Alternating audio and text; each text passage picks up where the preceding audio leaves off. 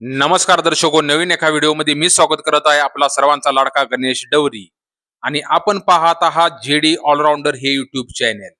दर्शको, माझ्या JD all-rounder ह्या युट्यूब चॅनेलवर मी नवनवीन अशा योजना आपल्यासाठी घेऊन येत असतो, जेणेकरून तळागाळातील प्रत्येक व्यक्तीपर्यंत हा व्हिडिओ पोहोचेल आणि त्याला त्याचा फायदा होईल.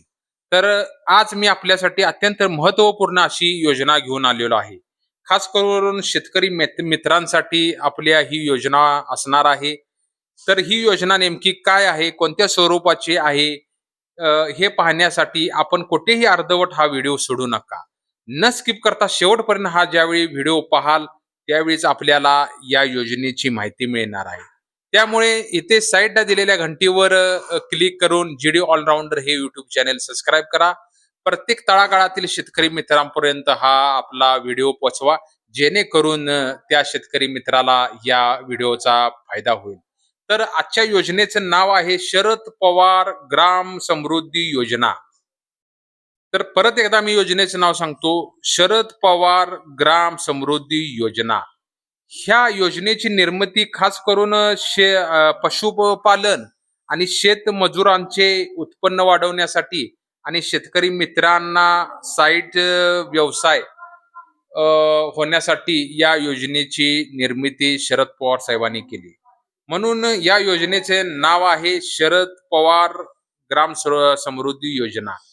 ही जी योजना आहे ही महाराष्ट्र शासनाची ही योजना असल्यामुळे आपल्या शेतकरी मित्रांना याचा खूप असा फायदा होणार आहे, जेणेकरून त्यांना साईट व्यवसाय मिळेल आणि उदरनिर्वाह त्यांना त्यात भर पडेल. हा महाराष्ट्र शासनाचा त्यामागचा उद्देश. आणि जे शेतमजूर आहेत त्यांना एक रोजगाराचं साधन म्हणून या योजनेअंतर्गत फायदा होईल. तर आजच्या व्हिडिओमध्ये शरद पवार ग्राम समृद्धी योजनेबद्दल आपण सविस्तर अशी माहिती घेणार आहोत. आणि आपल्याला याचा कसा फायदा होईल हे आपण पाहणार आहोत. त्यामुळे शेवटपर्यंत हा व्हिडिओ पहा आणि जीडी ऑलराऊंडर ह्या युट्यूब चॅनेलला नक्कीच सबस्क्राईब करा. चला तर दर्शको, व्हिडिओला सुरू करूया. तर ही महाराष्ट्र शासनाची शरद पवार ग्राम समृद्धी योजना ही ग्रामीण भागातील शेतकरी पशुपालन आणि शेतमजुराचे उत्पन्न वाढवण्यासाठी आणि त्यांना शास्त्र जोडधंदा निर्माण करून देण्यासाठी सुरू करण्यात आलेली आहे. अत्यंत लोकप्रिय योजना ही आहे. ही योजना महात्मा गांधी राष्ट्रीय ग्रामीण रोजगार हमी योजनेच्या अंतर्गत जोडणी करून राबवली जाते. या योजनेची सविस्तर माहिती, लाभ आणि अर्ज प्रक्रिया कशी असते दर्शको, आपण शेवटपर्यंत ज्यावेळी व्हिडिओ मध्ये तो आपण न स्किप करता पाहाल त्यावेळेस आपल्याला समजणार आहे. तर या योजनेची मुख्य वैशिष्ट्ये, 100% अनुदान कसे, हे आता आपण जाणून घेणार आहोत. तर या योजनेअंतर्गत वैयक्तिक लाभाच्या कामासाठी सरकारकडून 100% अनुदान दिले जाते. याचा अर्थ असा की मजूर झालेल्या कामाचा मजुरीचा आणि साहित्याचा खर्च मनरेगा अंतर्गत थेट शासन मार्फत केला जातो. लाभार्थ्यांना स्वतःच्या खिशातून पैसे खर्च करावे लागत नाहीत. या योजनेअंतर्गत जे मजूर आहेत, शेतमजूर, त्यांना स्वतःच्या खिशातला एकही रुपया खर्च करायचा नाही.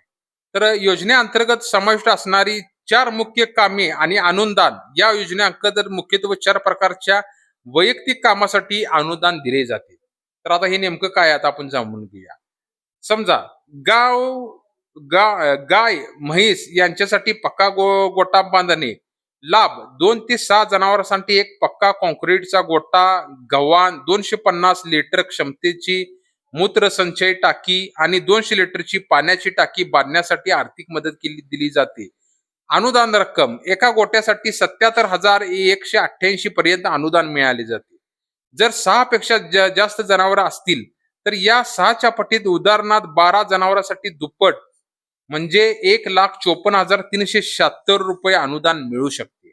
बघा दर्शको, आपल्याला गोट्यात जनावर जे आहेत त्यांना अनुदान सुद्धा आपल्याला मिळालं जातं. कॉन्क्रीटची टाकी बांधून दिली जाते, गोठा बांधून दिला जातो आणि अनुदान दिलं जातं. त्यानंतर शेळी पालन आणि शेड बांधणे. लाभ 10 शेळ्या आणि 1 बोकड यांच्यासाठी पक्के आणि हवादार शेड बांधले जाते. अनुदान रक्कम सुमारे 49,284 पर्यंत अनुदान मिळते. 20 शेळ्यांसाठी दुप्पट आणि 30 शेळ्यांसाठी तिप्पट अनुदान मंजूर केले जाते. अर्जदाराकडे किमान 2 शेळ्या असणे आवश्यक आहे. बघा, शेळी पालन सुद्धा आहे. आपल्याला पहिलं जे होतं ते गाय म्हैशीसाठी हे होतं, दुसरं शेळी पालन आणि आता तिसरं जे आहे ते कुक्कुटपालन म्हणजे पोल्ट्री शेड बांधणे. लाभ 100 पक्षाच्या संगोपनासाठी विटाचे पक्के आणि सुरक्षित शेड बांधण्यासाठी मदत दिली जाते. बरोबर 100 पक्षी म्हणजे कोंबड्या.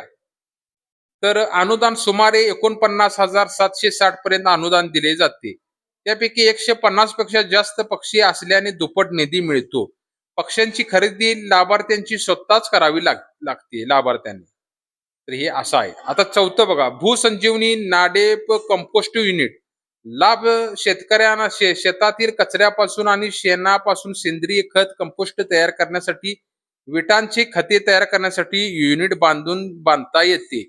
अनुदान रक्कम 10,537 पर्यंत अनुदान रक्कम आपल्याला मिळते. तर पात्रता आणि अटी आपण जाणून घ्यायचे आहेत. तर अर्जदार हा महाराष्ट्र राज्यातील ग्रामीण भागातील रहिवासी असावा. अर्जदाराकडे मनरेगा चालू जॉब कार्ड असणे अनिवार्य आहे. जे मनरेगा अंतर्गत जे येते लेबर कार्ड ते असणं अनिवार्य आहे. लाभार्थ्याकडे स्वतःची जमीन किंवा कायदेशीर मालकी असावी. शेळी आणि पालन शेडसाठी भूमिहीन मजुरांनाही लाभ दिला जातो. कुशल प्रमाण 60.40 योजनेचा पूर्ण लाभ घेण्यासाठी लाभार्थ्यांनी मनरेगाच्या इतर कामासाठी उदाहरणार्थ फळबाग लागवड शेततळे किंवा सार्वजनिक कामे सहभागात घेतलेले असावा किंवा कुटुंबाचे वर्षातून किमान 100 दिवस मनरेगा मंजूर म्हणून काम केलेले असावे. हे इतकं दर्शकावं लागतो. आवश्यक आता आपल्याला कागदपत्रे काय आहेत हे जाणून घेऊया. विहित नमुन्यातील अर्ज ग्रामपंचायतीचा हा मिळतो आपल्याला. मनरेगा जॉब कार्ड 7/12 आणि 8चा उतारा, आधार कार्ड आणि बँक पासबुक झेरॉक्स, ग्रामसभेचा मंजुरी ठराव, पशुधन असल्यास गाय म्हैस शेळी पशुवैद्यकीय अधिकाराचे प्रमाणपत्र किंवा टँगिंग क्रमांक.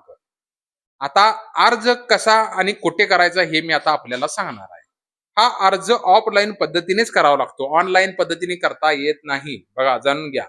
हा अर्ज ऑफलाईन पद्धतीने करावा लागतो. तर हा अर्ज मिळवण्याचे ठिकाण कोणते बघा. अर्ज मिळवणे तुमच्या गावातील ग्रामपंचायत कार्यालयात जाऊन ग्रामसेवक किंवा रोजगार सेवक यांच्याकडून शरद पवार ग्राम समृद्धी योजना वैयक्तिक कामाचा अर्ज घ्यावा. बघा, शरद पवार ग्राम समृद्धी योजनेअंतर्गतच हे आपल्याला याचा लाभ भेटणार आहे. तिथेच आपल्या ग्रामसेवक काकडे जाऊन ग्रामपंचायतीमध्ये जाऊन ग्रामसेवक जे आहेत त्यांच्याकडून शरद पवार ग्राम समृद्धी योजनेअंतर्गत अर्ज घ्यावा. अर्ज भरणे. अर्जामध्ये संपूर्ण माहिती भरून तुम्हाला ज्या कामासाठी लाभ हवा आहे, उदाहरणार्थ गोठा किंवा शेळी शेड यांच्या त्याचबरोबर चेकमार्क करावी. म्हणजे आपल्याला कशासाठी लाभ हवा आहे त्या अर्जावर आपल्याला चेकमार्क खून करावी. ठराव आणि शिफारस. अर्जदारासोबत आवश्यक कागदपत्रे जोडून तो ग्रामपंचायतीमध्ये सादर करावा. ग्रामसभेमध्ये तुम्हाला अर्जाला मंजुरी देऊन ग्रामसभेचा ठराव घ्यावा लागतो. त्यानंतर बघा, मंजुरी. ग्रामसेवक आणि सरपंचाच्या स्वाक्षरीने हा अर्ज मंजुरीसाठी पंचायत समितीकडे बीडीओ कार्यालयाकडे पाठवला जातो. मंजुरी मिळाल्यानंतर प्रशासकीय मंजुरी आदेश वर्क ऑर्डर मिळतो आणि तुम्ही बांधकाम करू शकता. टीप मला सांगायचं, बांधकाम करताना शासनाने दिलेल्या अधिकृत तांत्रिक नकाशा व आकारमानानुसार करणे बंधनकारक आहे, जेणेकरून अनुदानाचे टप्पे वेळेवर बँक खात्यात जमा होतील. तर दर्शको, शरद पवार ग्राम समृद्धी योजनेअंतर्गत ही आजचा आपण व्हिडिओ सविस्तर पाहिला.